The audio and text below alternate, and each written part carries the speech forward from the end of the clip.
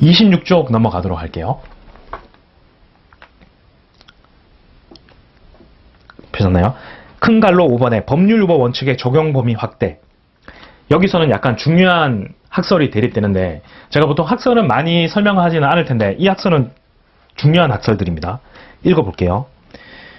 법률유보 원칙의 적용 범위에 관해서는 여러 학설이 주장되어 왔는데, 오늘날의 실질적 법치국가에서는 점차로 법률의 근거를 요하는 행정작용의 범위를 확대해 나가는 추세에 있다. 법률유보 원칙의 적용 범위에 관해서는 다음과 같은 학설의 범위 대립이 있는데, 여기 학설 모두 알 필요는 없고요. 4개 정도 알면 되네요. 침해유보설, 그리고 사회유보설, 전부유보설, 중요사항유보설, 그 4개만 알면 됩니다.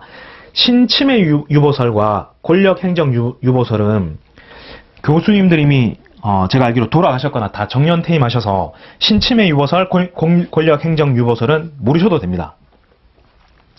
침해유보설부터 읽어보도록 할게요. 개인의 자유와 권리를 침해 또는 제한하거나 의무를 부과하는 행정행위의 경우에는 반드시 법률의 숙권을 필요로 하지만 그 밖의 사항, 수익적 행정, 특별 권력 관계 내 내부의 행위에 대해서는 법률유보의 원칙이 적용되지 않는 견해이다. 침해유보설의 키워드는 뭐냐면, 첫 번째 문장에서 권리 침해 제한 의무 부과하는 행정행위의 경우에는 법률의 숙권이 필요하다는 거예요. 그래서 행정에 대한 자유를 중요시합니다. 이런 경우에만 법률의 숙권이 필요하기 때문이죠.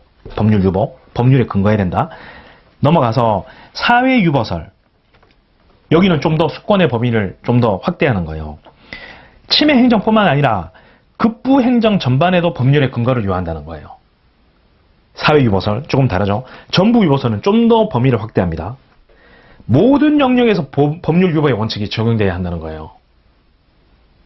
무슨 말씀인지 아시겠죠?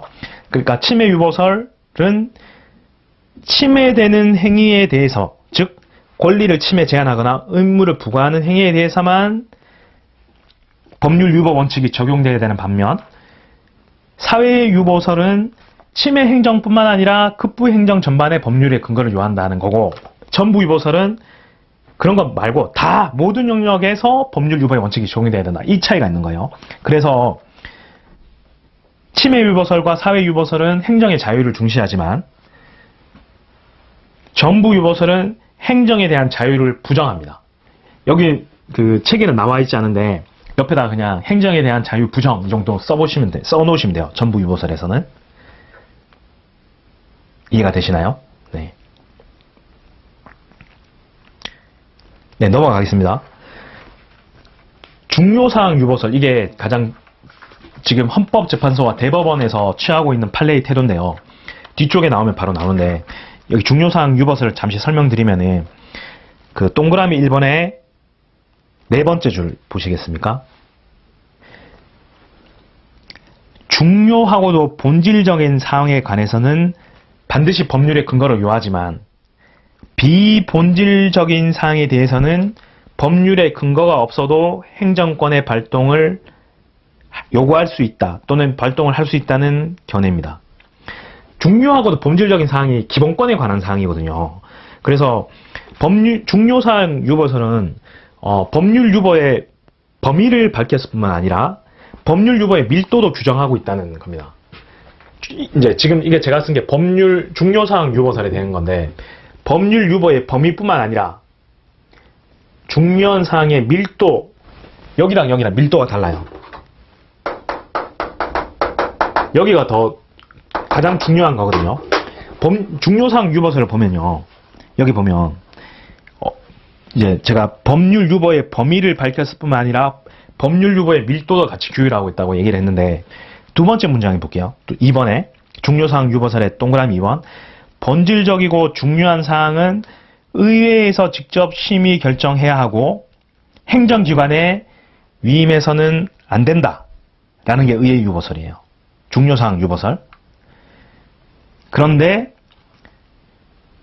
의회 유보의 개념은 법률 제정기관이 의회가 직접 법률로서 규율하는 영역 내지 사항과 명령, 의회에서 하는 거와 명령, 행정입법, 법규 명령에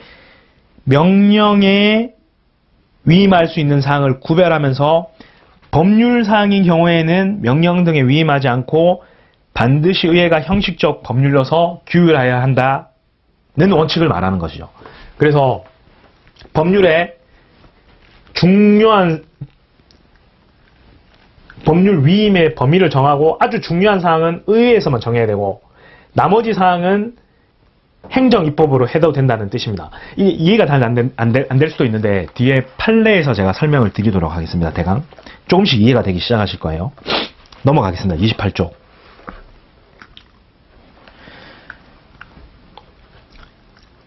이번 판례 법률 유보의 원칙에 대한 우리나라 헌법재판소 판례 정리 보이시죠?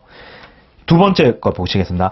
제가 설명하지 않는 판례는 뒤쪽에 나오면 다 나오는 판례니까 여기서 중요한 판례들만 설명하고 다시 넘어가도록 하겠습니다. 체크해 놓으십시오. 연필로 그냥 체크해 놓으시고, 제가 설명할 때 필기도 많이 하지 마시고 최대한 뒤에서 나오는 설명을 끌어다가 하는 경우가 되게 많기 때문에 우선 연필로 혹은 샤프로 가피를 하시면 되고요. 밑줄을 그을 때도 자로 반드시 그렇게 그으셔야 되는 분은 그으셔도 되는데 자로 정말 신중을 가해서 긋지 마시고 연필로 그냥 연하게 이렇게 그으시면 됩니다. 나중에 책을 회독수가 늘어날 때는 지금 내용을 지워야 되는 경우도 많고 중요하지 않은 사항, 이미 알고 있는 사항에 대해서 줄이 그어져 있으면 눈이 당연히 멈추게 되거든요. 우리가 이제 회독수가 늘어날수록 책을 빨리 보게 돼요. 아는 내용은 그냥 스킵해서 넘어가기 때문에. 그래서 저는 필기를 아주 열심히 하는 것보다는 제 설명을 많이 듣고 제가 눈으로 따라 읽을 때 눈으로 따라 읽으시면 됩니다. 그리고 연필로 가피를 하시고 최대한 필기도 줄이시는 것을 저는 더 추천드려요. 네, 읽어보도록 하겠습니다. 이번 납부 의무자와 수신료 금액의 결정은 수신료에 대한 본질적인 중요한 사항이다. 네, 이게 이제 어떤 내용이냐면, 잠시만요.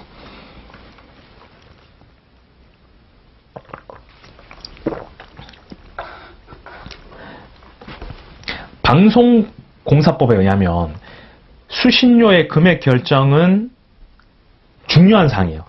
수신료 금액 결정을 문화체육관광부에 위임하도록 옛날에 이제 돼 있었는데, 수신료 금액 결정이 중요하고 본질적인 사항이기 때문에 수신료를 의회에서 정해야 되지, 금액을. 문체부에 위임해서는 안 된다는 내용이거든요. 한번 읽어볼게요. 수신료 금액 결정은 납부 의무자의 범위 등과 함께 수신료에 관한 본질적인 중요한 사항이다. 그래서 국회가 스스로 행해야 하는 사항임에도 불구하고 한국방송공사법 36조 1항에서는 국회의 결정이나 관여를 배제한 채 한국방송공사로 하여금 수신료 금액을 결정해서 문화관광부 장관의 승인을 얻도록 한 것은 법률 유보 원칙에 위반된다. 한국방송공사로 하여금 수신료 금액을 결정해서 문체부에서 승인하면 된다는 사항이었어요, 전에는. 근데 이 금액은 중요하고 본질적인 사항이기 때문에 국회 네가 금액을 결정하라는 뜻이에요. 위임을 해서는 안 된다. 아래쪽에 위임을 해서는 안 된다. 여기 수신료에 관한 본질적인 사항도 재산권이죠. 아까 기억나시죠? 남북 정상회담 개최 때 북한에다가 대북 송금에 관한 내용이 들어가니까 통치행위가 아니라서 사법심사기 대상이 포함된다고 얘기를 했던 적이 있었는데 수신료도 재산권에 관한 사항입니다. 기억이 안 나시나요?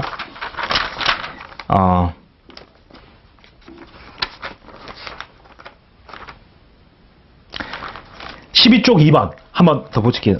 12쪽에 보면 통치행위를 부정한 판례 2번 동그라미 2번에 보면 남북 정상회담 개최 과정에서 북한 측의 사건의 대가 명령으로 송금한 행위.